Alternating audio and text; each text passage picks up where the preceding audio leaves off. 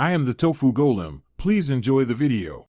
You start by confirming your iPhone model supports 5G and that iOS is up to date. This matters because 5G radios and software must match. Once done, activate or provision the Geo 5G plan on your SIM or eSIM and accept any carrier settings prompt. Make sure airplane mode cycles off and on after activation. That forces the phone to register on new network bands. You'll see the network searching immediately. Keep patience for a short registration period. Now you go deeper into settings to enable 5G.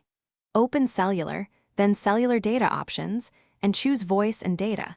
Select 5G on or 5G Auto so the phone can use higher speeds when available. Set data mode to standard to balance performance with battery life. Leave network selection on automatic so the iPhone picks the correct geo cells. Only change APN fields if geo support instructs you, because incorrect APN can block data.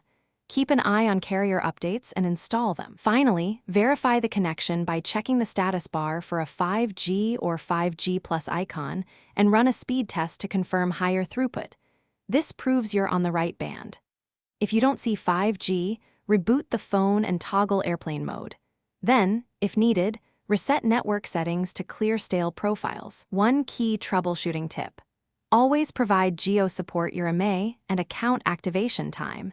This helps them trace provisioning delays or tower-level restrictions quickly. Thanks for watching. Consider subscribing if we helped you today.